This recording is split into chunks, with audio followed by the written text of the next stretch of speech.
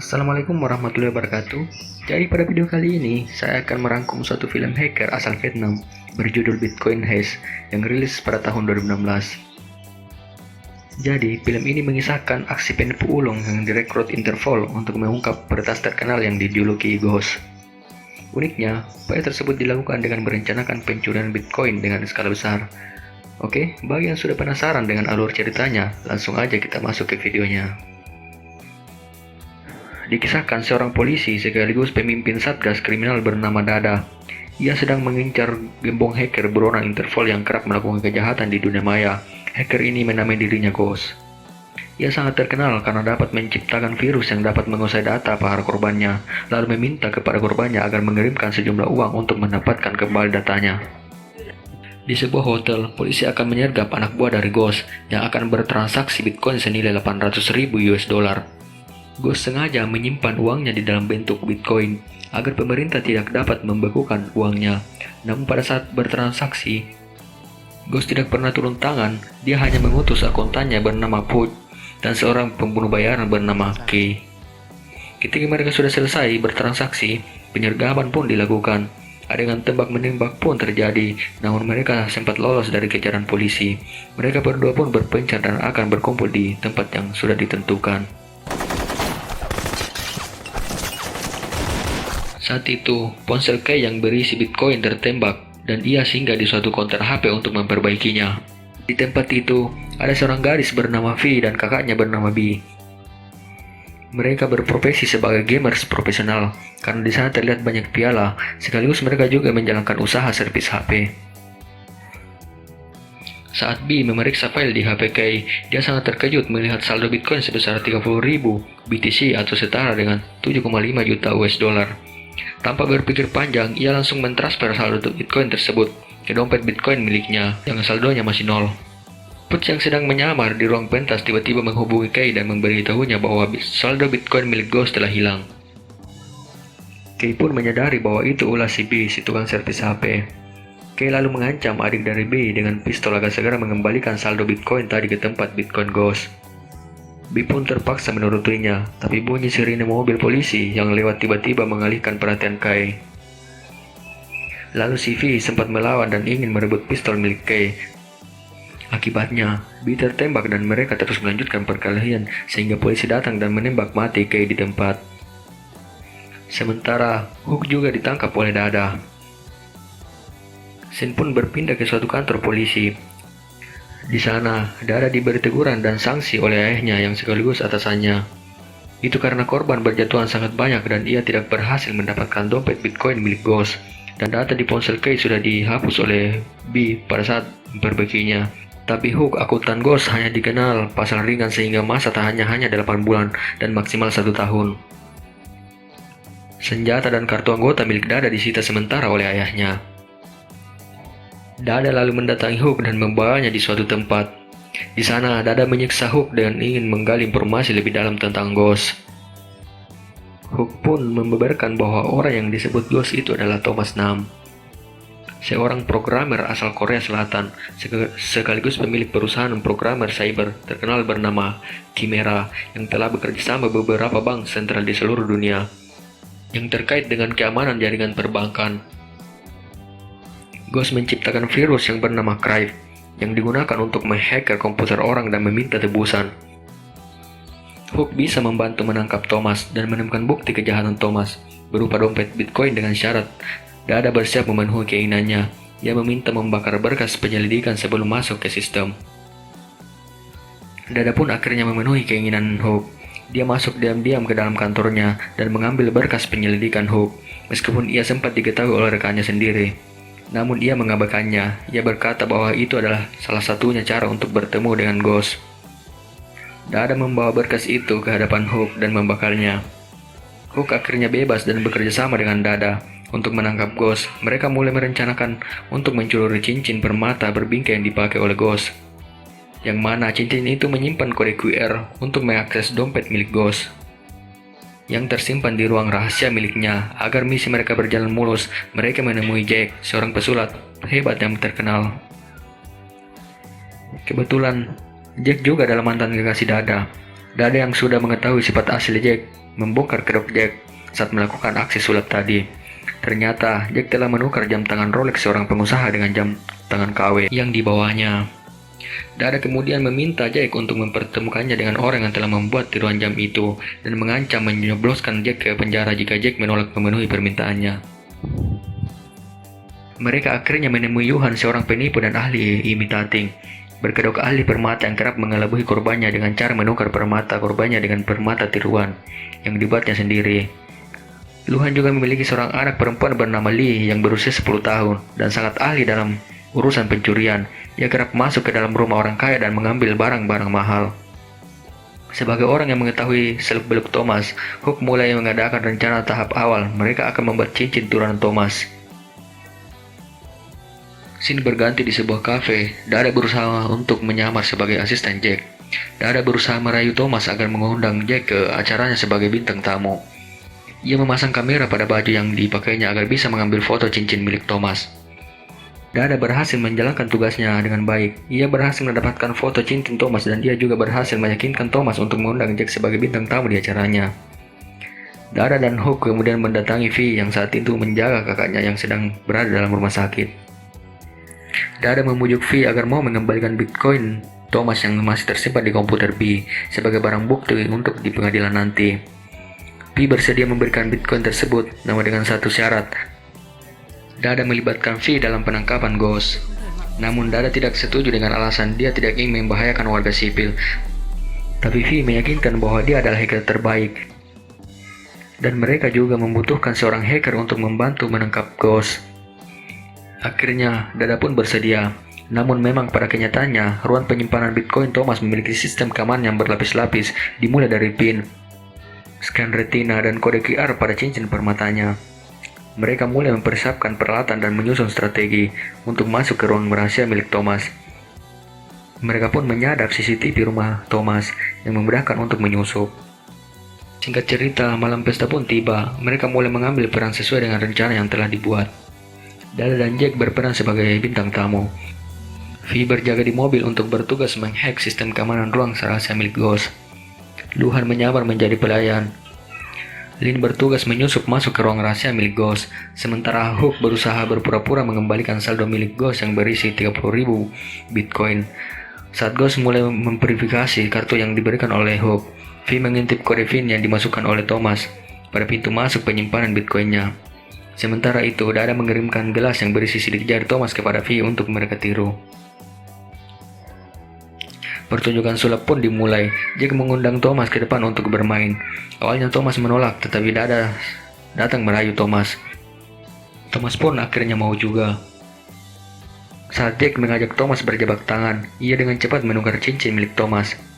Ia terus berusaha mengalihkan perhatian Thomas dengan aksi-aksi sulapnya memukau, sementara Luhan yang bertugas sebagai pelayan Jack membawa gerobak makanan yang ada Lin yang tersembunyi di dalamnya.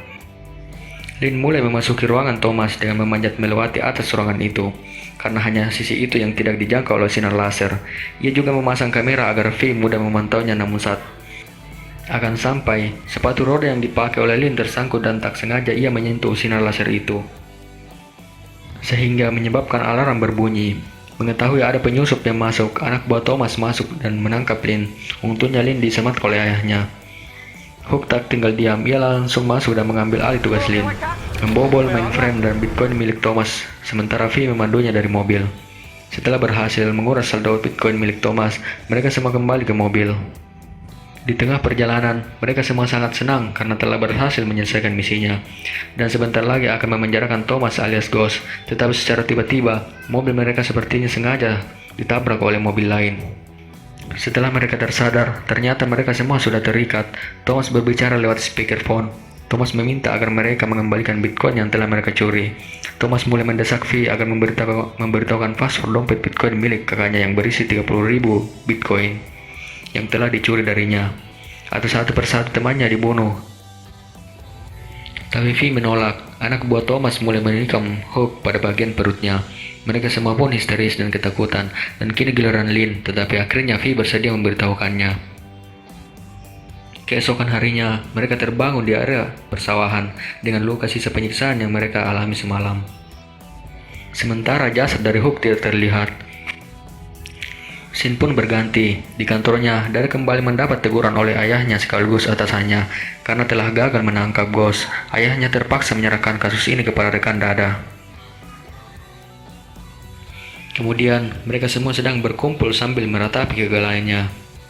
Jack berusaha menyemangati bahwa mereka sebenarnya tidak gagal karena mereka sudah berhasil mendapatkan cincin dan salinan dompet Bitcoin Thomas. Dengan sejarah transaksinya, mereka bisa menangkap Thomas walaupun saldonya sudah diambil kembali. Mereka akhirnya mengecek kembali salinan catatan transaksi dompet Bitcoin milik Thomas di laptopnya V yang telah disita oleh polisi. Saat V melihat catatan transaksi, V sedikit heran karena ada orang dengan sengaja memasukkan virus pada dompet Bitcoin Thomas, dan virus itu adalah virus yang sama yang digunakan oleh Ghost untuk meretas komputer korbannya. Sebagai kesimpulan, Thomas bukanlah Ghost yang mereka kira. Secara tiba-tiba mereka dipergoki oleh rekan Dada, tapi V berusaha meyakinkan bahwa server perusahaan milik Thomas sedang diretas dan mereka harus memperbaikinya. Mereka lalu mengunjungi rumah Thomas dan meminta maaf atas kesalahpahaman yang mengira Thomas adalah Ghost. Mereka lalu memberitahu Thomas bahwa server perusahaannya sedang menjadi target peretasan oleh Ghost, dan virus akan menginstal secara sendirinya kalau server Chimera dipulihkan. Oleh karenanya, V meminta izin untuk mengakses server Chimera untuk membuktikan bahwa virus telah ditanamkan di server itu. Ternyata benar, V menemukan rootkit pada server itu, yaitu virus yang sangat sulit terdeteksi oleh antivirus dan bisa mengendalikan server Chimera secara diam-diam. Tujuannya akan merusak sistem perbankan dunia dan menaikkan harga Bitcoin. Namun Thomas curiga bahwa mereka adalah komplotan Ghost. Thomas akhirnya memerintahkan untuk menangkap mereka berdua karena telah membantu Ghost memasukkan virus ke server perusahaan mereka. Mereka menepis tuduhan Thomas dan berusaha menjelaskan semuanya, tetapi Thomas sudah tidak mempercayai mereka.